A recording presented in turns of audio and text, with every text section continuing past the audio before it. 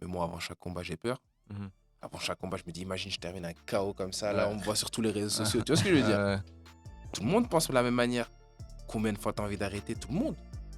Mais à un moment donné, tu te dis, mon envie, elle vaut plus que ça. Mhm. Tu vois?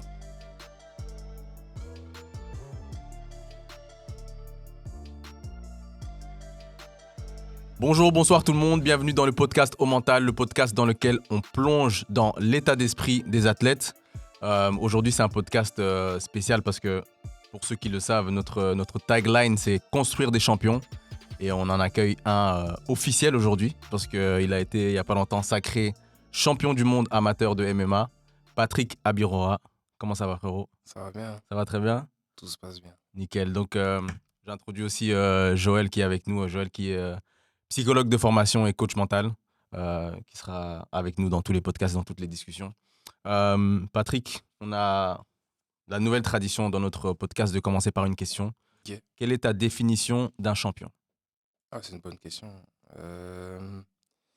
La définition d'un champion, je pense qu'il y a un mental à avoir, c'est-à-dire une partie où il doit obligatoirement bosser. Un passionné également, parce que tu dois pas compter les heures. Je pense, et ça c'est le truc qui va faire peut-être des fois grincer des dents à certaines personnes, mais il y a une part de talent. C'est-à-dire que quand tu vas chercher le top du top du top du haut niveau, le gratin, ils ont tous un talent en plus que les autres n'ont pas. C'est-à-dire que tout le monde a bossé, mais il y a une part de talent. Et aussi une partie de chance. Et la chance, moi ce que j'appelle la chance, c'est en fait une question d'opportunité. Est-ce que tu étais prêt à saisir l'opportunité au moment donné ou on te l'a donné? Comme dans le son, tu vois, je pense que c'est Lose Yourself de Eminem. Tu vois, Ouais. quand il dit T'as one shot, one ouais, opportunity. est-ce que tu es prêt à la saisir, tu Ouais. vois? Ben, c'est vraiment ça en fait la chance. C'est les gens disent ah il est chanceux. Non. Lorsqu'on avait le penalty en finale des championnats du monde, il a tiré, il a marqué, il s'est préparé, il en a peut-être fait 100 avant, tu vois. Donc au moment donné, il était prêt à saisir l'opportunité. Voilà pourquoi il est chanceux. Donc je pense que c'est un mélange de tout ça et c'est ce qui fait un peu les grands champions. Et c'est super intéressant, enfin plusieurs choses sur lesquelles je veux rebondir. Euh, Quel pourcentage tu donnes à tous ces éléments-là? Tout ce qui est mental, Ok. talent et cette partie de chance. Comment est-ce que On parle du haut niveau. Pour le haut niveau, je dirais qu'il y a 70% de mental, 20% de physique, 5% de chance, 5% de talent. Ok, ok, ok, Pour le ok. haut niveau, parce qu'à partir du moment où pour moi, quand tu arrives au haut niveau, ça veut dire que tu as déjà bossé. Ouais. Ça veut dire que tu as déjà un certain bagage technique, tu as déjà un certain bagage de connaissance du métier, tu as déjà passé ces étapes-là. Tu m'aurais dit quelqu'un qui commence, oui, tu as peut-être 40-50% de travail aussi. Mais là, au haut niveau, tout le monde est bon. Ce qui fait la différence, c'est les détails. Ce qui fait la différence, c'est surtout le mental. Si tu vas craquer ou pas. Et comment on acquiert ce mental-là? Est-ce que il y a des choses, enfin, je suppose qui sont naturelles, mais Mm. parmi le travail dont tu parles, comment et je vais prendre ton cas aussi en particulier, comment tu penses avoir acquis tout ce bagage mental qui te permet aujourd'hui de clôturer ta carrière amateur de la meilleure des manières? Bah, moi, personnellement, je préfère dire, si tu veux, moi, je vais me prendre à part. euh, j'ai une phrase qui est phare chez moi. C'est je retiens plus mes défaites que mes victoires. C'est-à-dire que moi, je me suis forgé par les défaites et non par les victoires. Et je pense que le mental, tu l'obtiens aussi par le process. Comme il disait Kobe Bryant, paix à son âme, you have to enjoy the process. Tu dois vraiment aimer le processus parce qu'au final, le produit fini, je l'ai dit il n'y a pas longtemps, j'ai été champion du monde.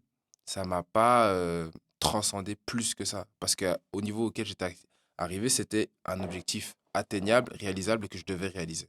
Tu vois? Quand tu as 17 ans, oui, tu es euphorique quand tu es champion du monde. Quand tu as 22 ans, que tu as essayé et que c'était la cinquième fois et qu'on te présente comme le prodige du MMA belge, tu dois le faire. Tu vois ce que je veux dire? Mhm. Et c'est quelque chose où tu dois cocher cette case pour passer à autre chose et regarder le next step. Et donc, c'est vraiment ça, en fait. Mais par contre, le mental, tu l'acquiers au quoi? C'est le processus. C'est 5 ans de travail acharné, 4 fois où tu tombes, tu te relèves 5 fois et y arriver. C'est plutôt ça, en fait, qui importe, je pense. Et c'est ça que les gens oublient dans les carrières de sportifs de haut niveau, c'est que c'est le processus. C'est le processus qui importe le plus. C'est ça les vraies victoires. Les victoires, c'est le petit sparring que tu as gagné à l'entraînement alors que d'habitude tu te faisais battre. Mhm. Euh, à l'entraînement de foot, quand tu as marqué le but qu'il fallait à la 90e, mais pendant votre match d'entraînement, pas le match officiel, pas sous les caméras, c'est pas ça qui importe. Mhm. Ce qui importe, c'est tout le petit travail que tu as fait dans l'ombre que personne n'a vu pour que le jour J, tu performes le moment à l'instant T. C'est ce qu'on vous demande. Un sportif de haut niveau, on lui demande de performer au moment M.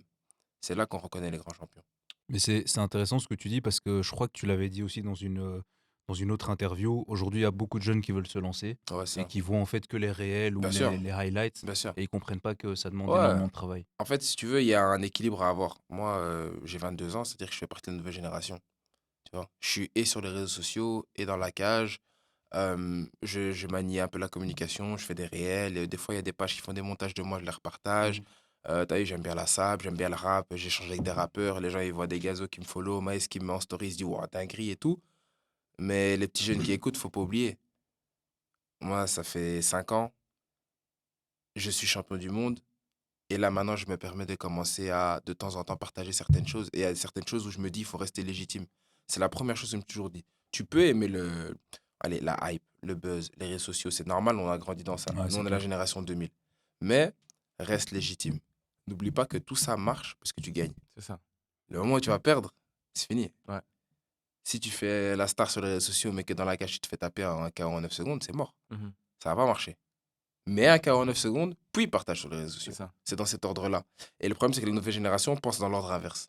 Ils veulent paraître forts, être beau gosse, parce que si tu regardes sur Instagram, tout le monde c'est un tueur. Ouais, c'est clair. Dans les sports de combat, tout le monde est champion du monde. Dans le foot, tout le monde fait 3 petits ponts à l'entraînement. Tout le monde met des lucarnes de fou malade. Dans le basket, tout le monde sait dunker, mais regarde les matchs. Mhm. Tu vois. Donc, ils sont plus focalisés sur le résultat final et C'est clair. ce qu'il implique plutôt que sur le réel travail qui amène normalement à ce Je résultat dirais final. plus même pas le résultat final, mais plutôt en fait, ce que ça rend. Est-ce que Mhm. c'est beau?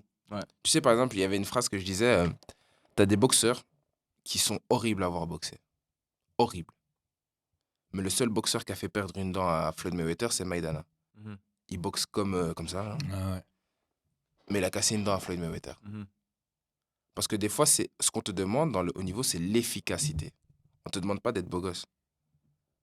On te demande pas d'être frais, d'être mignon, d'être bien habillé. Ça, c'est du plus. Tu veux plus, tu peux le faire. Ce qu'on te demande, sur le terrain, dans le ring, sur le terrain de basketball, sur le terrain de volley, tout ce que tu veux, sois efficace. Fais ce pour qu'on te paye. Efficacité maximum. Mhm. C'est tout. Je vais revenir sur ce que tu es en train de dire par rapport au travail de l'ombre et au travail, le tien, que les gens qui t'ont découvert récemment ne connaissent pas spécialement. Mhm. Tu en as justement parlé dans un autre podcast. Ouais, Tu parlais des années où tu étais encore étudiant c'est ça. et que tu commençais à vraiment, vraiment prendre le MMA beaucoup plus au sérieux. Mhm. Et donc que tu enchaînais des entraînements le matin, ensuite Ouais, tu allais en cours, c'est ça. entraînement le soir, etc. Est-ce que tu peux parler un petit peu de cette période-là et surtout, comment est-ce que mentalement, tu te fais pour te dire, je vais faire toutes ces choses-là et je tiens le coup? En fait, moi, j'ai commencé à prendre au sérieux le MMA à 17 ans. C'est-à-dire que ça date pas de maintenant. Les gens pensent qu'ils voient tout ça maintenant, mais ça date pas de maintenant. À 17 ans, je me disais, je veux être champion du monde. Et puis, je veux être professionnel. Puis, je veux être à l'UFC. Les premières interviews que j'ai, c'est les mêmes phrases. Tu vois. Le discours, il n'a pas changé. Je pense qu'à partir d'un moment, lorsque tu as un objectif, ça devient presque une routine, en fait. Tu te poses presque plus la question. En tout cas, moi, je me forçais à ne pas me poser la question. Parce que le pire ennemi d'un athlète, c'est le doute. Mm. Le pire ennemi d'un athlète, c'est le doute. C'est dire, est-ce que je suis fait pour ça? Est-ce que je vais réussir? Est-ce que je vais gagner? Mais pendant que tu dis est-ce que tu travailles pas. Mhm. Donc, Le toi, est-ce, Ouais, non, vas-y, termine. le est-ce que, il va pas répondre à ta question. Tu ne peux pas répondre. J'ai pas, moi, personnellement, je suis croyant. Ça veut dire que pour moi, je pense qu'il y a quelque chose au-dessus de moi qui sait où est-ce que je vais arriver dans ma vie. Donc, moi, ce que je fais, c'est que je prends tous ces doutes, je les donne à quelqu'un au-dessus de moi, Mhm. fais ce que je peux contrôler. Mhm. Je fais ce que je contrôle. Je contrôle quoi? Mon entraînement. Je contrôle quoi? Venir pointer à l'entraînement au matin, pointer au soir, évoluer, Mm. essayer de gagner un combat et c'est pas moi qui ai la décision finale. Ouais. Je fais de mon mieux, je contrôle juste de faire de mon mieux, de faire le moins d'erreurs possible. J'avance, je perds, je gagne, tant mieux. Mhm. De toute manière, c'est pas moi qui contrôle la décision finale. Tout ce que je contrôle, c'est ce que je peux faire. J'ai fait 2 heures d'entraînement, ça je le contrôle. J'ai pointé 2 heures. Tu vois? Mhm. J'ai fait 30 minutes, j'ai été fainéant. Tu vois ce que je veux dire? Et je pense que c'est ça le problème, c'est que les gens se posent beaucoup de questions et ils passent beaucoup de temps à essayer de répondre à ces questions au lieu de vraiment mettre le travail en œuvre. Mhm. Et ces doutes-là, tu les as eu à un moment. Je sais que tu as parlé de Bien ça sûr, aussi, qu'à un moment où même tu remettais en question, je crois, suite à mais bien sûr. quelques défaites ou peut-être la difficulté juste de Mais, tout ce on... que tu prenais sur ton dos. mais en fait, il faut savoir qu'on n'est pas des super-héros, hein. Tous les athlètes que tu vois là, parce que moi, là maintenant, c'est moi que tu interviews, mais je veux dire n'importe quel champion du monde, et ça peut aller jusqu'à Lionel Messi, ça peut aller à Floyd Mayweather, ça peut aller à... C'est pas des super-héros. Tyson Fury, regarde, il disait il voulait se suicider. Mhm. Ouais. Personne n'est un super-héros, on n'est pas des surhommes, hein. On a les mêmes doutes que tout le monde. Juste, nous, au fur et à mesure du temps, on a réussi à essayer de mieux les gérer et de mieux les canaliser. Mais moi, avant chaque combat, j'ai peur. Mhm. Avant chaque combat, je me dis, imagine, je termine un KO comme ça, là, Ouais. on me voit sur tous les réseaux sociaux. Tu vois ce que je veux dire? Ouais. Tout le monde pense de la même manière. Combien de fois tu as envie d'arrêter? Tout le monde. Mais à un moment donné, tu te dis, mon envie, elle vaut plus que ça. Mhm. Tu vois? Et c'est ce que tu disais, faut respecter ses rêves, C'est etc., ça. etc. Donc, Ouais, c'est ça. Moi, en fait, j'ai trop faim pour pouvoir me dire que j'arrête. ouais, ouais. J'ai trop envie de réussir pour pouvoir me dire que ma peur, c'est comme il y avait une phrase qui disait, ma peur est moins forte que toute ma fierté. Mhm. C'est vraiment ça. J'ai trop de fierté pour avoir peur et me dire que j'ai arrêté parce que j'ai peur. Ouais. Tu vois? Trop. Et donc, c'est ça le moteur qui te permet de tenir donc, toutes ces années où tu enchaînes école, Ouais, entraînement, t'as trop etc. C'est perdu. vraiment ça T'as trop qui. sacrifié. Mhm. Mhm. J'arrête maintenant. Je fais quoi? Ouais, je peux aller aux études. Moi, j'ai mon CSS général. Je vais aux études. Je fais parcours classique, oui. Mais est-ce que je serai heureux? Mhm. J'ai combien de vies? J'en ai qu'une. Je suis pas un chat. J'ai pas cette vie. J'ai qu'une Euh, vie. Là, j'ai 22 ans. Dans 10 ans, j'en ai 32. 10 ans après, 40. À 32 ans, je serai plus déjà comme à 22 ans. Est-ce que je veux passer ma vie à faire le parcours classique et ne pas être heureux? Voilà, moi, c'est ma vision de la vie. Je préfère Mhm. vivre à fond le truc et peut-être me dire demain, j'ai raté, mais au moins, j'ai essayé. Tu vois? je voudrais revenir sur. Tu as parlé de la perception que tu as eue de ta victoire en championnat du monde, où tu dis en soi, voilà, c'est. Mhm. Vu les ambitions que j'ai, c'est un peu la suite logique. Ouais. Et c'est assez significatif parce que j'ai rematé le combat et j'ai vu tu as eu 3 différentes réactions après la victoire. Ouais, Donc, au moment où l'arbitre arrête le combat, ouais, ouais. tu es chill, on va Ouais, dire. ouais, c'est ça. Voilà, tu as gagné, tu salues le public, etc. Tu es Mhm. très relax.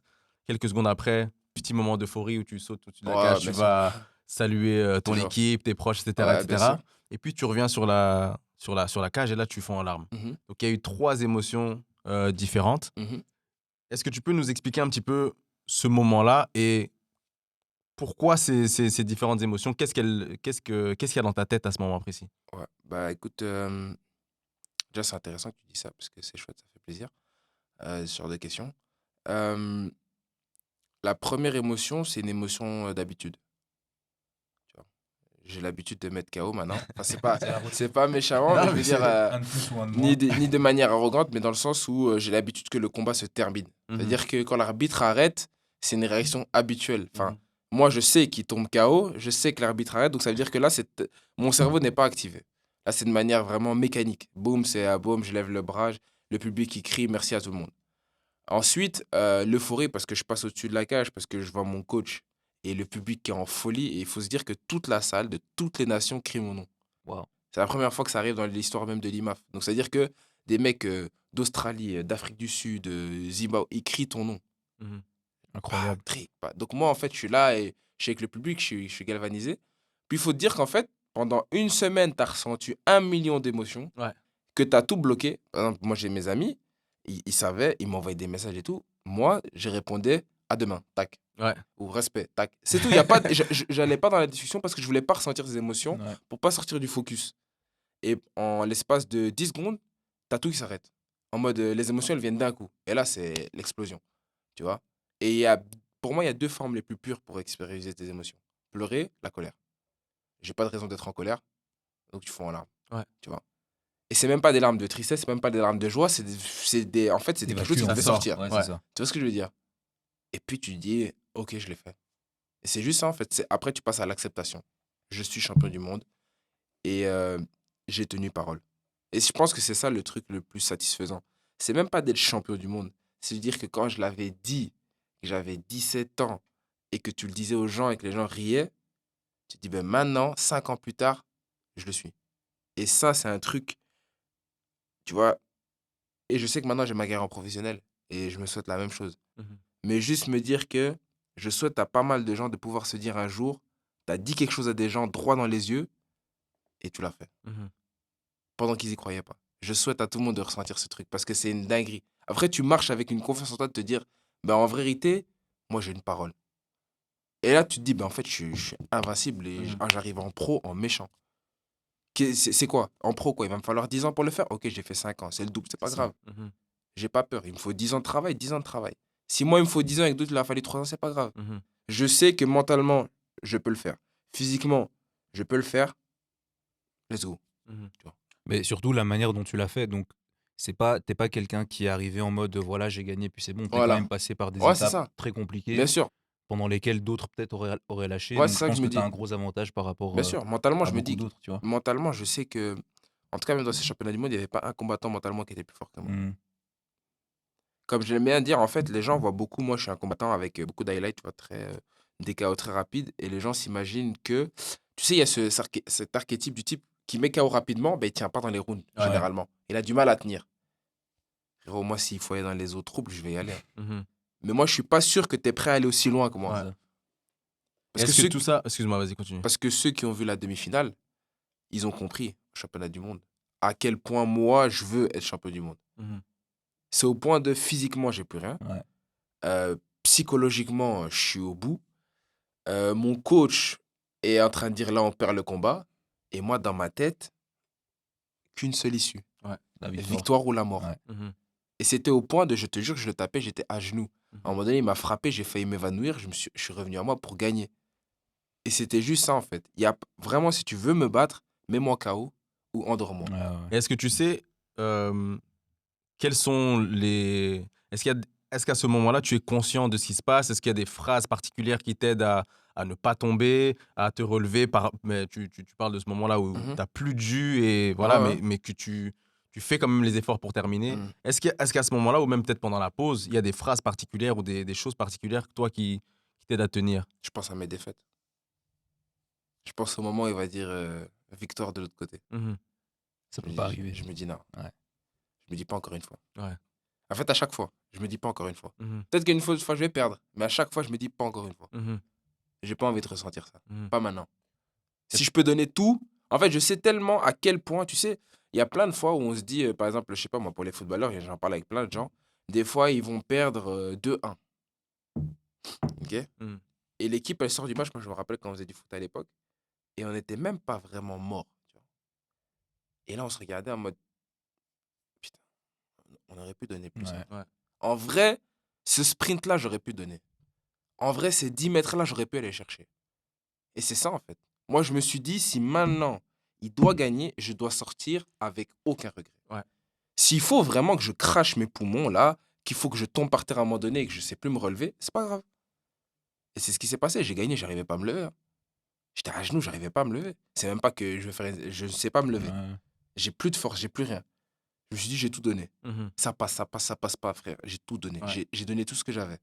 Aucun regret. Et est-ce qu'en faisant ça, donc tu as parlé tout à l'heure de te concentrer sur ce que toi tu peux contrôler, est-ce qu'il y a des défaites qui ont eu un goût moins amer parce que tu savais que tu avais tout donné, et de l'autre côté des victoires où ouais j'ai gagné mais je sais que j'étais pas à 100%, donc ça a pas le même goût?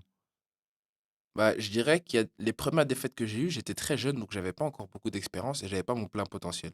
Donc je pense que si maintenant c'était à l'heure actuelle, je pourrais me dire que là, j'aurais pu vraiment défoncer les types. Tu vois? Mais j'avais pas assez d'expérience.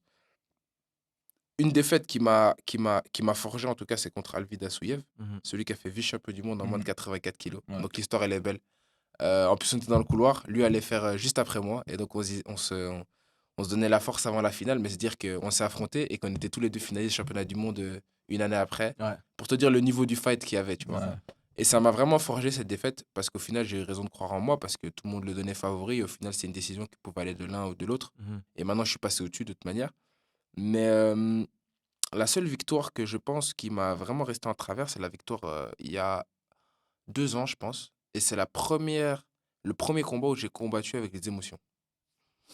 Je suis quelqu'un qui a eu beaucoup de mal à canaliser ma fougue. C'est-à-dire que j'ai une très grosse agressivité dans la cage. Et il m'a fallu du temps, et même tous les spécialistes, analystes le disaient.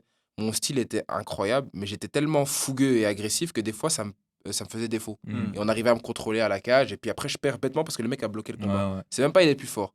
Et il m'a fallu du temps avant que j'arrive à un stade où cette agressivité, je la canalise et je la transforme en force. Tu vois. Mhm. Et j'aime bien souvent dire c'est la haine qui paye. Mhm. Tu vois. Et en fait, c'est ça, c'est transformer ta haine comme un moteur. Et il y a un film qui est phare pour moi, c'est La rage au ventre. Ceux qui Mhm. ont, je sais pas si ceux qui l'ont vu. Incroyable, un film de boxe. Et vraiment incroyable, je conseille aux gens d'aller le voir. Et le coach disait ça en fait. Transforme ta haine. Parce que la haine, ça peut être l'un des meilleurs moteurs pour un boxeur, Mhm. pour un footballeur, comme Zlatan Ibrahimovic. Mais transforme-la. Ouais. Ne la laisse pas, elle, prendre le dessus sur toi. Et c'est vraiment ça. Et ce combat-là, en fait, on est arrivé au face-à-face. Et moi, je crois que c'était un des premiers face-à-face que je faisais. Et le mec arrive et il colle son front contre moi. En Ça t'a mode, démarré. je vais te. Ouais. Et moi, je me dis, wesh, c'est un ouf, lui. Tu vois, lui. En fait, moi, je suis dans ma mentalité. Moi, je suis Mugiwara, il n'y a personne qui me touche. D'habitude, tu vois, très respectueux. Tu vois, moi, je mets à une distance. Ouais. Tu vois, jamais eu de problème avec Il t'a quelqu'un. provoqué. Le mec, il arrive, il met un front contre front direct. Ah, je me suis dit, demain, toi, tu vas voir. Toi. Demain, toi, tu vas voir. Le lendemain, on arrive et je crois que je le prends en étranglement. Et le mec, je sens, il commence à faire des bruits en mode, il va taper. Moi, je serre de toutes mes forces. Mon coach, il me dit, lâche, c'est une ruse. Il est pas encore Ah ouais, parti. ouais, ouais. Il va te fatiguer les bras. Mhm. Et moi, émotionnel. C'est mort, je lâche pas. Je tiens 1 minute, mais je serre. Travail isométrique pendant 1 minute, je sais C'est pas si les chaud. gens se rendent compte. Hein. Je C'est suis chaud. là en train de serrer comme un ouf. Type, je lâche. Mon coach, il me regarde. Je dis, frère, j'ai plus de bras. Il reste 2 rounds. Et le mec, il m'a rentré dedans. Je me Mhm. battais, tu vois une bagarre de bar. 2 mecs bourrés, C'est ça. la même chose. Ouais. Dégueulasse le combat que j'ai fait. Et en plus, j'ai gagné. Et mon coach, il est rentré, il a dit, tu me fais un combat comme ça, je te vire de l'équipe. Hein. Mhm. Et c'est là que j'ai compris qu'il fallait vraiment évoluer mentalement. Mhm. Mais t'as juste compris ça comme ça ou après t'as commencé à faire des exercices spécifiques ou t'as juste eu un déclic et tu t'es dit c'est bon maintenant faut que je me Non, contrôle. j'ai eu un déclic. C'est juste, je me suis dit, en vérité, la haine, faut la sortir, mais au bon moment. Ah ouais, c'est Mhm. ça. Tu vois, c'est une histoire de dosage. Ouais. Tu vois. Mhm. Avant, je démarrais un type, je pouvais courir derrière lui. Tu vois ce que je veux dire.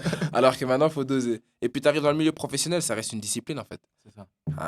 Moi, j'aime bien le dire, en fait. Le petit mec que tu vois là, qui fait 50 kilos, je te jure que dans la cage, je fonce sur lui, il va te faire voler au-dessus. Ouais. Mhm. Tu as eu un enchaînement de défaites dont tu avais parlé. Tu as eu justement, tu as participé plusieurs fois au Du monde. championnat du monde Mhm. où tu as eu des défaites. Je crois que tu avais parlé aussi de Cage Warriors Ouais, ça. où tu as eu des défaites. Ouais. Et à un moment, ce que tu disais dans le podcast La Sueur, c'est que tu commençais à même te poser des questions sur ta capacité de vraiment aller Ouais. jusqu'au bout, de gagner. Tu Ouais. pensais que peut-être tu étais malchanceux, que Mhm. c'était pas fait pour toi. Mhm. Parle-nous un petit peu du moment où ces doutes prennent le dessus, ou ces échecs, enfin, en tout cas ce que tu considères comme être des échecs, se produisent. Mhm. Et encore une fois, la manière dont tu arrives à passer au-dessus de ça. Moi, je pense qu'il faut, dans le sport de haut niveau, il faut rester avec 2 axes, pragmatique et réaliste. Tu vois. Pour moi, là, c'était pas des doutes. C'est, je me dis, regarde, là, j'ai fait sur plusieurs années séparées les championnats du monde. Ça n'est jamais passé. Peut-être que le sport de haut niveau, je suis arrivé à ma limite. Mm. C'est juste ça, en fait. Et c'est simple. Moi, je vois pas mal de footeux, par exemple, que je connais, des footballeurs, ils essayent des tests en D1, en D1, en D1, en D1. 1 an, 2 ans, 3 ans, 4 ans, t'as 24 ans, 25. Peut-être que tu n'es pas fait pour la D1. Mhm. Tu es peut-être fait pour la D2. Mhm. Et ce n'est pas grave. Tout le Mhm. monde ne peut pas réussir dans le sport. C'est pour ça que c'est le sport de haut niveau. Mm. C'est pour ça que c'est l'excellence qu'on C'est ça. vise. Et peut-être que tu n'es pas fait pour l'excellence. Peut-être que je n'étais pas fait pour l'excellence. Le Patrick là n'était pas fait pour l'excellence, et c'est 100%. Mm.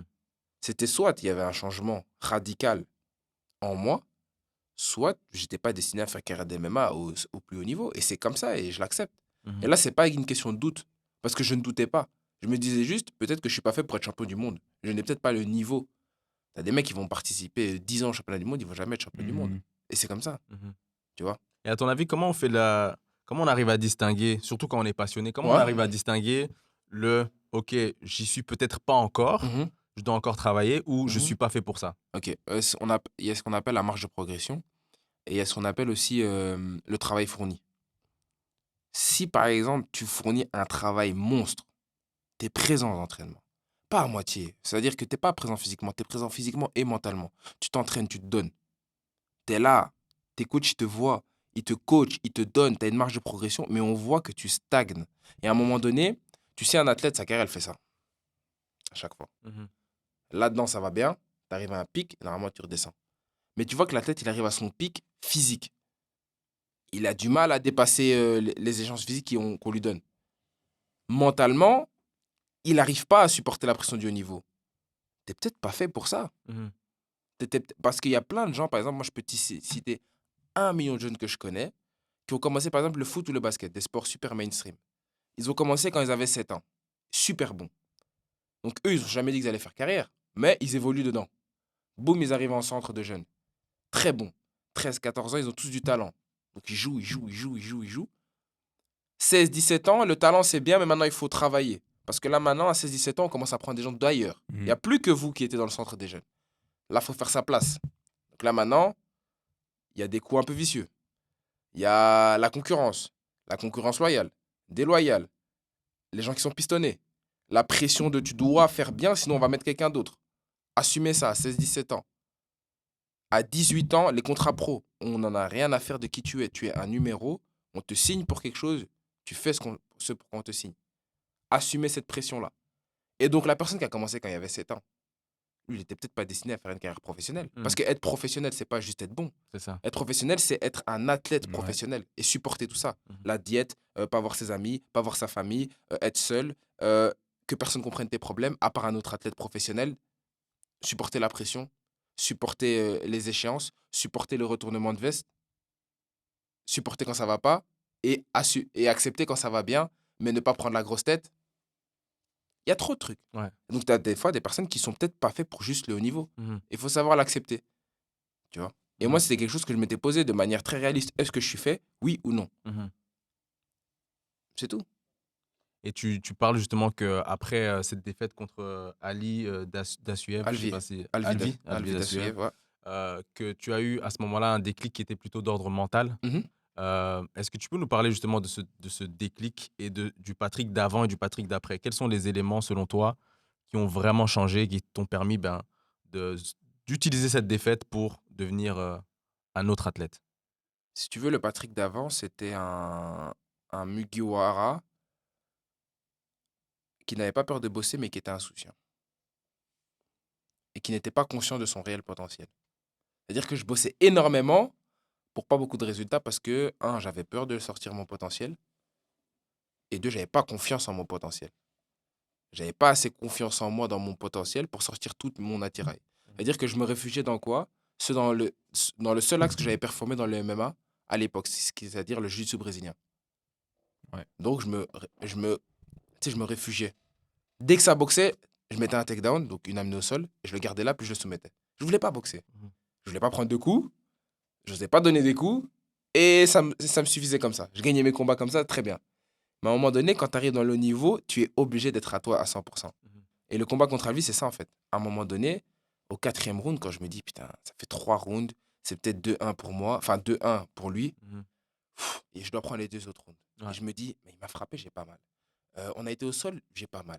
J'ai mal nulle part. Pourquoi je boxe pas? Et j'ai dit, tu sais quoi? Eh ouais, rien à foutre, vas-y, viens, on boxe. Je sais pas boxer, mais vas-y, viens, on y va. Mhm. Et je commence à boxer. Pam, pam, faire la guerre. Au 5e round, je mets un 1-2, il tombe sur la cage, protège dans les épaules, les gens ils crient dans la salle. En fait, je me dis, mais en fait, Je sais le faire. j'ai le truc. Ouais. Pourquoi j'y crois pas? Je peux le faire. Face à un tueur à gages. Là, tu sais qu'à l'entraînement, je n'osais pas face à des débutants. Je n'osais pas face à des mecs moins forts. Et là, face au tueur à gages, le mec que tout le monde a peur, c'est là que je me révèle. Je dis, mais t'es fou, quoi. Dès que je rentre à l'entraînement, t'es fou. Mais attends que je rentre à l'entraînement. Ouais. Tu vas voir 2.0, Mugiwara 2.0. Je suis arrivé au championnat d'Europe en méchant. Premier round, 9 secondes, poum, il tombe.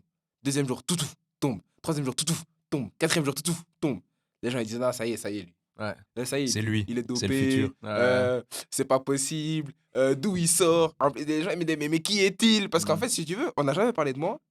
On n'a jamais entendu parler de moi. Et les seules personnes qui ont entendu parler de moi, c'était du jiu-jitsu ou bien j'avais perdu Ah contre ouais. Alvi. Je vais au championnat d'Europe. Personne performe à part Moser qui fait champion d'Europe. Et moi, je fais 4 KO en 4 jours. Et on me surnomme le Belgian Bomber. Mhm. Ce qu'il faut savoir, c'est que le nom Bomber en anglaise, c'est sur le nom de Joe Louis et Deontay Wilder. Ouais. Que des mecs qui mettent des KO. Donc c'est Ouais. vraiment un nom emblématique. Mhm. Et là, on m'a donné 2 Belgian Bombers. Alors que juste avant, De nulle part. alors que juste C'est-à-dire, avant, les tu gens, disais ils me disent, ouais, comment t'as fait les KO et tout. Des fois, Ouais. j'aime bien faire des blagues. Et tout, tu vois, parce que c'est sorti de nulle part. Ouais.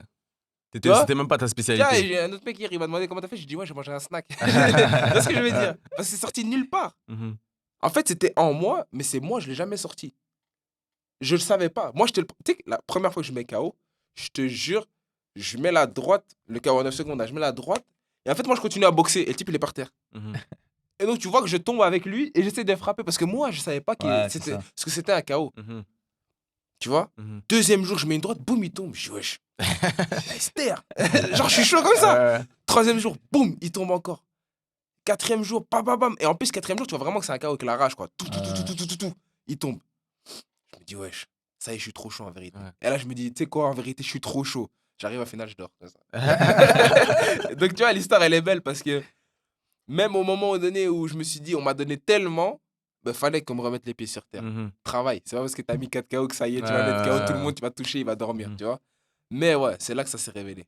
C'est-à-dire que enfin là, même la manière dont tu expliques ta défaite en finale, Ouais. tu as cette capacité alors de vraiment relativiser par rapport aux défaites. Non, Parce qu'on maintenant. pourrait se dire, Maintenant, pas chef. à cette époque-là. Chef. Ok, Maintenant, ok. à l'époque-là, j'étais dans la loge, j'ai retourné les Les bancs, là, bancs et tout, ouais, ouais. des trucs, et j'ai tout cassé. Parce que tu t'es J'ai tout dit. cassé. Ouais, c'est ça. Je me suis dit, là, maintenant, ça fait 3 fois que je perds. Là, je viens de faire un run de fou. Même là, Patrick Evora, il peut pas gagner. Mhm. Je me dis, pourquoi, encore une fois, au moins. Parce que pour moi, deuxième, t'es le premier des perdants. Ouais, ouais. T'es pas. Tu sais, il y a plein de gens, ouais, vice-champion. Non. Moi, j'aime pas. Je préfère être troisième qu'être deuxième. Je te dis clair. Cash. Je préfère être troisième que deuxième. Mhm. Deuxième, t'allais goûter l'or. Ouais, Et il te passe comme ça entre les doigts. ouais. J'étais au bout de ma vie. Et en plus, on me dit, ouais, test antidopage et tout. Je dis, wesh. Oh, J'ai dit, le mec, ça y est, il me parle même pas c'est gros. ça. Et en fait, c'était très, très dur à accepter. Mhm. Très, très dur. Pendant un long moment, je me suis dit, en fait, moi, ça y est, j'ai pas le droit au bonheur, quoi. Mhm. Et il a fallu vraiment un travail psychologique et de me dire, ça y est, j'ai développé ça, je gagne, je vais au championnat du monde. Je me dis, ça y est, c'est mon année, je sors en quart de finale. Mhm. Tous les Belges font une médaille, je suis le seul qui fait pas de médaille. Je me dis, ça y est, c'est bon. En vérité, c'est là que je me suis dit, ça y est, le MMA, en vrai, c'est chaud, là. Ouais. Je me dis, est-ce que je suis bon? Est-ce que je fais partie des bons, mais pas des très bons et des Ouais, excellents, ouais. mais je fais partie de la masse? Ou est-ce que je vais me révéler et faire partie de l'élite mondiale? Mais comment ton. Parce que j'imagine que le soutien de l'équipe, c'est aussi important. Ouais. Comment est-ce que ton coach, comment est-ce que ton équipe Ouais. te soutiennent et comment est-ce qu'ils te donnent de la force à ce moment-là, à tous ces moments-là? Alors, mon coach, Tarek, il a été avec moi depuis que j'ai 17 ans. Ouais. Il a toujours été là. Défaite, victoire. On a une relation, moi je suis quelqu'un de très loyal, tu vois. C'est pour ça que l'équipage Mugiwara, c'est quelque chose qui m'importe beaucoup. La loyauté. On est en bleu sang avec tout le monde. Et les gens que j'ai autour de moi, que ce soit toute mon équipe, communication, management, relations de presse, toute l'équipe que j'ai autour de moi, pour moi, c'est un équipage. Mhm. Et il est fermé, il est solide. Et tous ces gens-là, que ce soit Mucho dans ma communication, Nathan Soret, Edem Chlouki, mon manager, ils sont tous là pour moi. On est solide, on est fermé. L'entourage que j'ai en d'amis, je l'ai depuis que j'ai 8 10 ans, tu vois. Mais moi, je me rappelle, dans l'équipe belge, à un moment donné, je n'étais pas compté dans les mecs qui allaient performer, tu vois. Mhm. Et moi, Ok. j'ai toujours eu cet esprit revanchard. Mhm. Ok, d'accord, c'est pas grave. Ok. Moi, on me compte pas. Ok, c'est pas grave. Ouais, je sais, j'ai pas encore performé. Ouais, Patrick n'a pas encore fait de médaille. Ouais, Patrick est sorti au premier tour. Ouais, Patrick, c'est le premier champion du monde. Il y a quoi maintenant? Ouais. C'est ça qui me fait plaisir. Et c'est pas une revanche malsaine, Ouais. tu vois. C'est une revanche de, ok, nous, il nous faut peut-être montrer plus, mais on va montrer plus. Mhm. Parce qu'au final, c'est pour toi ta carrière. Tu dois pas attendre du soutien des gens. C'est ça que les gens ne comprennent pas. Ouais, mais nous, le MMA, regarde, le sport, il n'est pas légalisé. On n'a pas d'aide de l'ADEPS, on n'a pas d'aide de Chic, on n'a Mhm. pas de subside. Ouais, ouais. Il y a des années, on a dû payer nous-mêmes pour aller au championnat du monde. Oui. Ouais. On doit travailler à un job pour aller au championnat du monde. Ouais. D'autres nations, ils prennent 10 000 balles. Ouais. Ils font champion du monde, ils prennent 40 000 balles. Ouais. Nous, c'est pas comme ça. Et quoi, tu vas faire quoi? Mhm. T'as un problème, arrête les MMA. Que tu sois là ou pas, le monde, il va continuer à tourner. Hein. Mhm. Que tu sois là ou pas, il y aura quand même des champions du monde. Mhm. Ça, c'est vraiment Khabib qui l'a dit, c'est pas moi. Mhm. Il a dit que tu sois là ou pas, il y aura un champion UFC. Mhm. Parce que les gens se plaignent beaucoup d'Dana White, tout ça, tchic-tchac, les payes. Dana White, il s'en fiche que tu viennes ou pas. Mhm.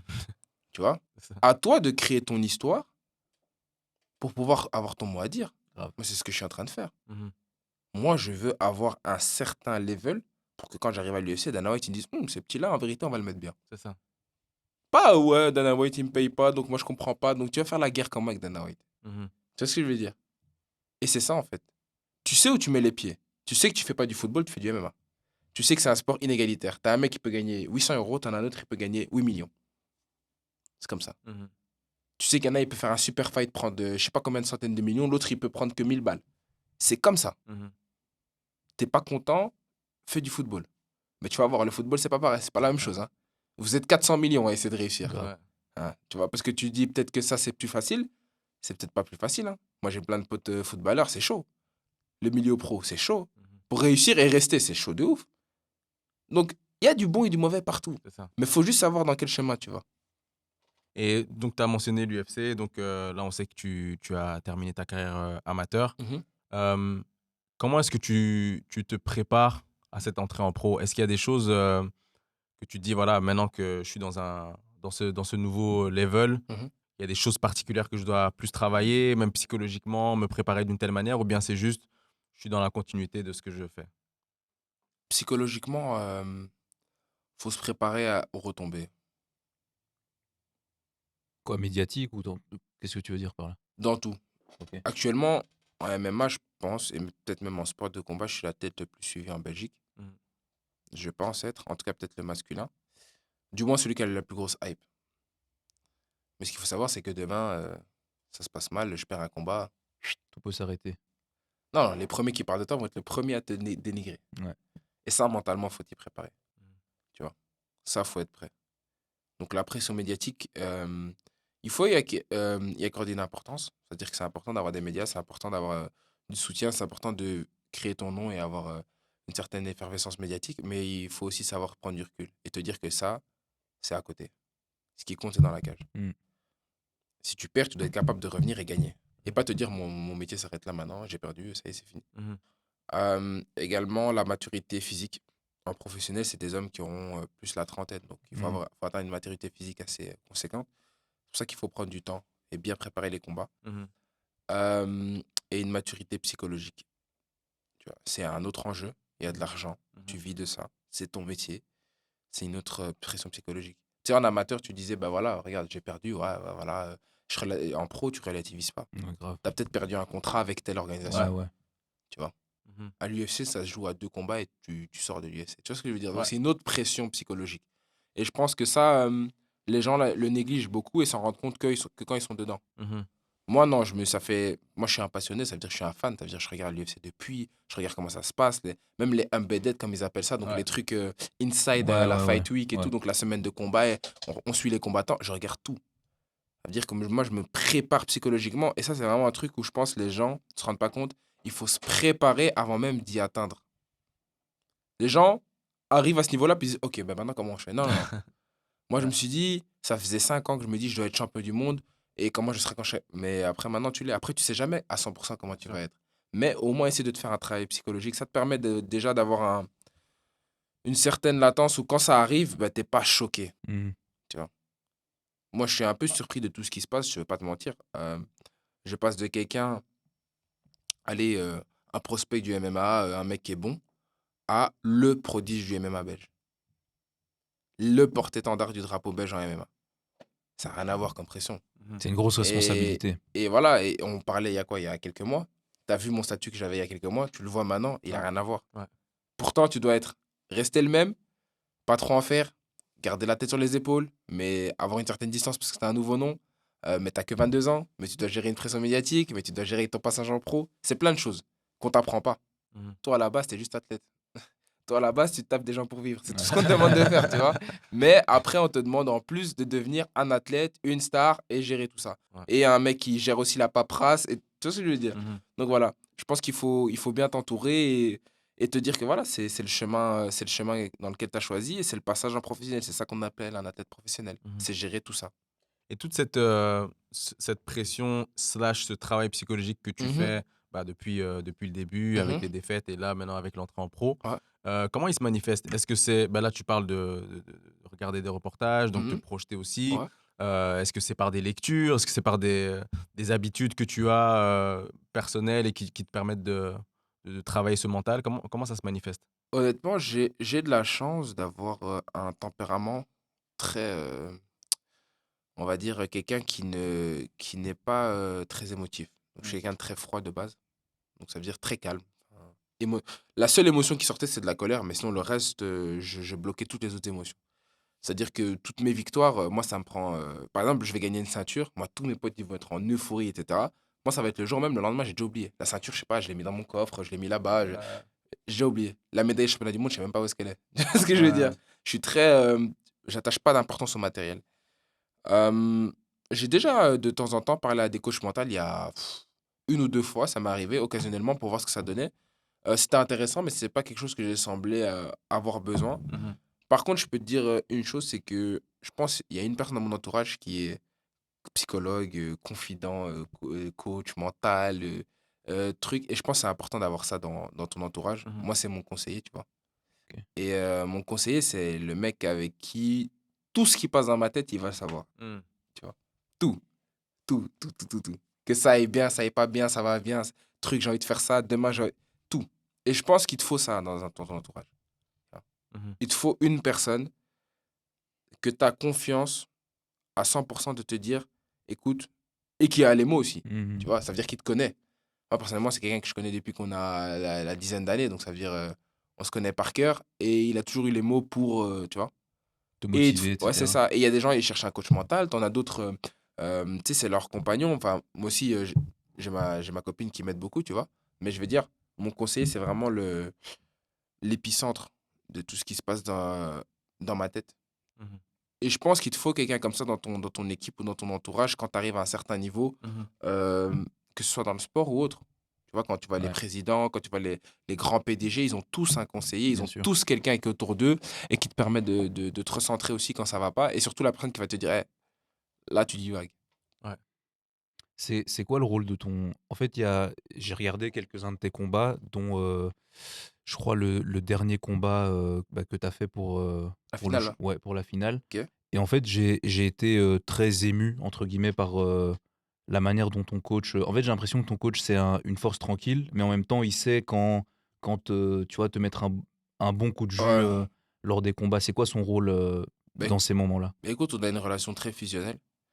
Je vais peut-être te surprendre, mais c'est moi qui ai dit à mon coach, dans la finale, je lui ai dit: «Écoute, là, j'aurais pas besoin que tu cries». OK.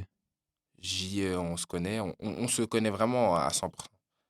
Je lui dis: «J'ai pas besoin que tu cries, j'ai pas besoin de claques, j'ai pas besoin d'engueulades. Dis-moi juste dans la finale, rappelle-moi juste d'où je viens. Mmh. Dis-moi juste ça, ce sera assez». Et je dis: «Pendant la finale, je veux que tu me rappelles d'où je viens à chaque round». Pourquoi? Parce que j'aurais trop la dalle après. En fait, parce que je vais me rappeler de toutes les défaites, Ouais, des ouais, déplacements, de prendre le train, de ouais, 4 sacs sur le c'est dos, ça. de trucs et je vais me dire: «Putain, il y a le mec là en face là, il veut pas que je gagne». T'es un fou, quoi. Mais je vais te casser en 2 mon pote, tu vois? Et c'est ça, sans manque de respect. Mmh. J'avais besoin d'avoir en fait limite pendant ce combat-là, en face de moi, j'avais le jeune Patrick de 17 ans. Mmh. J'avais pas vraiment mon adversaire. J'avais le jeune Patrick de 17 ans qui, à l'époque, avait des doutes. À l'époque, savait pas s'il allait réussir. À l'époque, les gens rigolaient quand je disais que je faisais du MMA. À l'époque, les gens se moquaient un peu, tu vois? Ils se disaient: «Ouais, le MMA, personne va en faire quelque C'est chose de ça. sa vie». Il y a Ouais, 5 ans, le MMA en Belgique, t'en parlais pas. ouais. Il y a 5 ans, quand j'en parlais, c'était la honte. Du groupe belge, j'étais tellement fort. Du groupe namurois, j'étais tellement fort. J'étais celui que, tu sais, dans les salles, le petit de 16, 17 ans que tout le monde frappe et que voilà. Mmh. Et qu'au final, il a que de la bouche. Mais cette bouche-là, je l'avais parce que j'avais des grands rêves. J'avais pas juste une grande bouche, tu vois? Mmh. Et je me disais, ce petit-là, il était en train de me regarder à chaque fois, entre chaque round, en train de me dire: «Vas-y, gros, vas-y, s'il te plaît, vas-y». Et j'étais là: «Ça y est, je dois le faire», tu vois? Et quand je l'ai fait, c'est juste ça, en fait. C'est les émotions de te dire: «Bah, ce petit-là, il avait raison de rêver». Parce qu'à 17 ans, tu rêves. Mais à 22 ans, c'est un objectif, tu vois? Et j'ai eu raison de rêver. C'est juste ça. En parlant de rêve, là, tu entres dans ta carrière professionnelle. Hem, Qu'est-ce qu'on peut attendre de toi, donc dans ce nouveau chapitre de ta carrière? Bah, là, j'ai plus une approche, d'objectif. C'est-à-dire qu'à 17 ans, je t'aurais dit: «Je rêve d'être champion UFC». À 22 ans, je te dis: «J'ai envie d'être champion UFC». C'est-à-dire que là, maintenant, mon objectif, il est clair. C'est, d'abord me faire un la main en professionnel, enchaîner 3 4 combats, histoire de Mhm. m'habituer, Prendre les la petits main. gants, voilà, le temps qui change aussi, tu vois, l'expérience. Puis après, intégrer une organisation de type, j'aime bien dire B. Tu vois, là, je vais intégrer une bonne organe normalement, et puis une organe un peu plus grosse, histoire d'avoir l'habitude de, voilà, d'un stade de 20 000 personnes, t'habituer. Et une fois que j'ai une dizaine de combats, là, et j'espère sans défaite, si Dieu le veut, ben là, à ce moment-là, on intègre l'UFC. Et là, l'UFC, c'est le run, hein. Il y a pas 36 000 solutions. On te donne un gars, tu dois le taper. Et tu montes dans les classements. Et puis après, lorsque tu es dans le top 5, tu peux espérer aller call-out pour la ceinture. Mais on espère avoir un bon run. Et si le nom va avec, ben on sait que par exemple, le Pereira, il a dû faire 3 combats. Et t'en as d'autres, ils en font 15. Ouais. Donc moi, c'est ça mon but, c'est d'avoir à faire le moins de combats possible pour avoir le moins de dégâts possible aussi, tu vois. Et ouais, franchement, venir à l'UFC, tout casser, me retirer jeune, prendre l'oseille et ciao. Ça y est, j'ai tout fait, tu vois. C'est bon, on a écrit l'histoire pour la Belgique et moi, je suis pas trop gourmand. Je pense qu'il faut laisser aussi aux autres, tu vois. Moi, personnellement, j'ai envie d'écrire mon histoire. Mhm. Genre, avec mon nom, on tape le MMA en Belgique, le MMA francophone, Patrick Ebora. Ça me va. J'ai pas besoin que j'étais le meilleur, c'était qui le meilleur combattant, c'est lui le meilleur combattant. J'ai pas besoin de ça. Je veux écrire mon histoire, qu'elle reste à l'encre indélébile à jamais. Comme Conor McGregor, ce sera jamais. John Jones, à jamais. Georges Saint-Pierre, à jamais. Et c'est pareil avec moi. J'ai juste envie de ça. C'est tout ce qu'on te souhaite, Patrick. Ouais, merci. Merci beaucoup pour cette discussion. Avec plaisir. Merci. Merci Merci à Joël. vous. Pour Yes. tous ceux qui nous ont écoutés, merci de nous avoir suivis. N'hésitez pas à vous abonner, liker, commenter pour nous dire ce que vous en avez pensé. Et restez branchés pour les prochaines discussions avec d'autres types d'athlètes comme Patrick pour toujours cette même mission de partager les valeurs positives du sport et de C'est continuer ça.